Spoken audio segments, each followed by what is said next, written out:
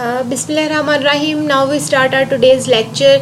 तो आज का जो हमारा लेक्चर है वो कौमी आमदनी के दायरवी बहाव के बारे में है, circular flow of national income. ये जो टॉपिक है ये बहुत इम्पॉर्टेंट टॉपिक है। कौमी आमदनी की डेफिनेशंस पढ़ने के बाद और उसके मेजरमेंट के मेथड्स पढ़ने के बाद हम ये देखते हैं कि कौमी आमदनी जो है नेशनल इनकम वो सर्कुलेट करती है मुख्तलिफ़ शोबों के दरमियान। किसी मीशत में घराने और कारोबारी इदारे दो अहम शोबे काम कर रहे होते हैं। कौमी आमदनी मुख्तलिफ़ शक्लों में इनके दरमियान गर्दिश करती रहती है, कभी कारोबारी इदारों से घरानों की तरफ और कभी घरानों से कारोबारी इदारों की तरफ हरकत करती है। कौमी आमदनी की इस गर्दिश या हरकत को कौमी आमदनी का दायरवी बहाव कहा जाता है। अभी हम एक फ़िगर के ज़रिए नेशनल इनकम का जो सर्कुलर फ़्लो है वो हम स्टडी करते हैं। ये देखें आपके सामने ये एक फ़िगर है, इसके अंदर जो है ना ये दो शोबे हमें दिखाए गए हैं। एक हाउस होल्ड घराने, ये वो लोग हैं जो कि शौक़ ख़िदमात को जो है वो इस्तेमाल करते हैं और अपनी सर्विसेज देते हैं, और दूसरी तरफ जो है ये कारोबारी इदारे हैं।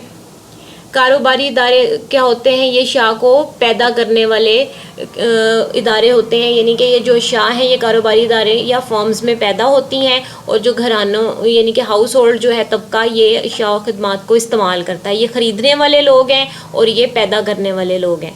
ठीक है, तो इस तरह से ये जो एक सिंपल कौमी आमदनी की सर्कुलर फ़्लो का जो मॉडल है ये एक 2 सेक्टर मॉडल है। इसके अंदर 2 शोबे हैं, ठीक है, एक हाउस होल्ड और दूसरा फॉर्म्स, इसलिए इसको 2 सेक्टर इकोनॉमी भी बोलते हैं।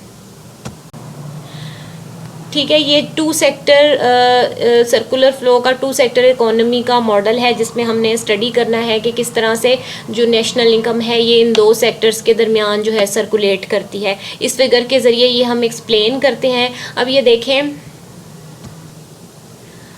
ये देखें स्टूडेंट्स, ये ऊपर वाला जो हिस्सा है इसका ये वाला ये जो मैंने हाईलाइट किया है ये वाला जो पूरा हिस्सा है ये फैक्टर मार्केट को ज़ाहिर कर रहा है। फैक्टर मार्केट मीन आमलीन की मंडी या फैक्टर्स की मार्केट जो है, इसके अंदर जो फैक्टर्स ऑफ प्रोडक्शन है वो अपनी सर्विसेज पेश करते हैं कारोबारी इदारे को। ये हाउस होल्ड तबका जो है ये प्रोवाइड करता है हमें फैक्टर्स ऑफ प्रोडक्शन, यानी कि जो काम करने वाले अफराद हैं वो यहाँ से घरानों से निकल के कारोबारी इदारों के पास जाते हैं और कारोबारी इदारों को जो है वो अपनी सर्विसेज पेश करते हैं, यानी कि वहाँ पर जाके वो काम करते हैं, मुलाजमत करते हैं, अपना सरमाया प्रोवाइड करते हैं। यानी कि जो चारों फैक्टर्स ऑफ प्रोडक्शन की सर्विसेज हैं वो यहीं से जो है ना वो कारोबारी इदारों को मिलती हैं।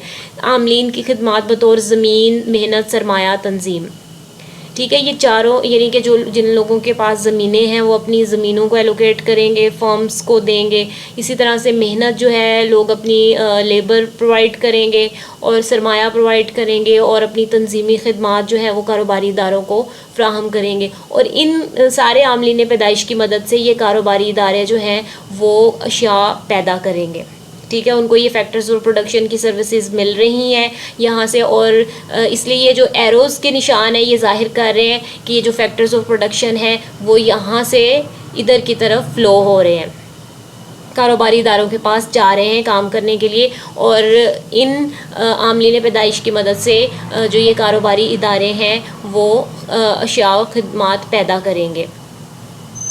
अब आपको पता है कि जब ये ऊपर वाला जो हिस्सा है ये फैक्टर मार्केट है, जब भी ये जो फैक्टर्स ऑफ प्रोडक्शन है इनकी सर्विसेज कारोबारी इदारों को दी जाएंगी तो ये कारोबारी इदारे ये सर्विसेज फ्री में नहीं होंगी, क्योंकि जितने भी फैक्टर्स ऑफ प्रोडक्शन हैं वो मुआवज़ों के लिए काम करते हैं, उनको पेमेंट्स की जाएंगी, उनको रिवॉर्ड्स दिए जाएंगे। जैसे ज़मीन का जो मुआवज़ा है वो लगान की सूरत में दिया जाएगा। ये देखें, ये नीचे जो है आमलीन के मुआवजे जो हैं वो कारोबारी इदारे अदा करेंगे, और ये देखें ज़मीन का जो मुआवजा है ये लगान की सूरत में अदा किया जाएगा, मेहनत का मुआवजा जो है उजरत की सूरत में अदा किया जाएगा, सरमाए का मुआवजा सूद की सूरत में अदा किया जाएगा। इसी तरह से तंजीमी खिदमात का जो मुआवजा है वो मुनाफा की सूरत में अदा किया जाएगा। ये चारों आमलीन पैदाइश के जो मुआवजे हैं ये कारोबारी इदारे घरानों को अदा करेंगे। और ये वाला जो एरोज़ हैं देखें ये वाले जो एरोज़ हैं ये जाहिर कर रहे हैं, इनकी जो डायरेक्शन जाहिर कर रही है कि कौन सी जो चीज़ है वो किधर से किधर की तरफ फ़्लो हो रही है। जैसे आमलीन की जो खिदमात हैं वो घरानों से जो है कारोबारी इदारों के पास जा रही हैं, और कारोबारी इदारे उसकी जो पेमेंट्स कर रहे हैं आमलीन को, यानी कि मुआवजे अदा कर रहे हैं, तो वो उधर से ये जो एरो है वो इधर की तरफ जा रहा है, मुआवजों वाला एरो जो है वो इधर से इधर की तरफ जा रहा है। तो इन एरोज़ को जो है ना आपने ध्यान से इनकी डायरेक्शंस जो है इनको नोट करना है और इसको समझ के प्रिपेयर करना है। अब ये देखें कारोबारी इदारे जो है जब अशिया खदमात पैदा करेंगे इन आमलीन पैदाइश की मदद से, इन फैक्टर्स ऑफ प्रोडक्शन की मदद से, तो उससे जो है वो अशिया और खदमात पैदा करके ये घरानों को दे देंगे। तो ये देखें नीचे वाला जो ये वाला फ़्लो है ये लेफ़्ट साइड से राइट साइड की तरफ जा रहा है, इसकी डायरेक्शन, यानी कि अशिया खदमात पैदा होके कारोबारी इदारों से घरानों की तरफ जा रही हैं। घराने जो हैं ये अशिया खदमात को ख़रीद लेंगे, ठीक है, ये जो अशिया खदमात पैदा होंगी यहाँ पर वो इनको ख़रीद लेंगे। अब ये देखें कारोबारी इदारे जो हैं अशिया खदमात को जब ये घरानों को बेच देंगे, हाउस होल्ड्स को बेचेंगे, तो हाउस होल्ड्स जो हैं इनकी प्राइसेस पे करेंगे, क्योंकि ये गुड्स जो है इकोनॉमिक गुड्स हैं, ये इनकी कीमतें जो हैं ये हाउस होल्ड से कारोबारी इदारों को अदा की जाएंगी। तो इस वजह से ये वाला जो एरो है ये राइट साइड से लेफ़्ट साइड की तरफ जा रहा है, ठीक है। तो इस डायग्राम में आप ये देख सकते हैं कि ये जो ऊपर वाला हिस्सा ये फैक्टर मार्केट को जाहिर कर रहा है, नीचे वाला जो हिस्सा है ये प्रोडक्ट मार्केट को जाहिर कर रहा है, यानी कि ये अशिया की मंडी है, ये जो है आमलीन पैदाइश की मंडी है। और आमलीन पैदाइश की मंडी में आमलीन पैदाइश की खिदमात के बदले जो है उनको मुआवजे अदा किए जाते हैं, और प्रोडक्ट मार्केट में अशिया की ख़रीदारी के बदले उनकी कीमतें अदा की जाती हैं।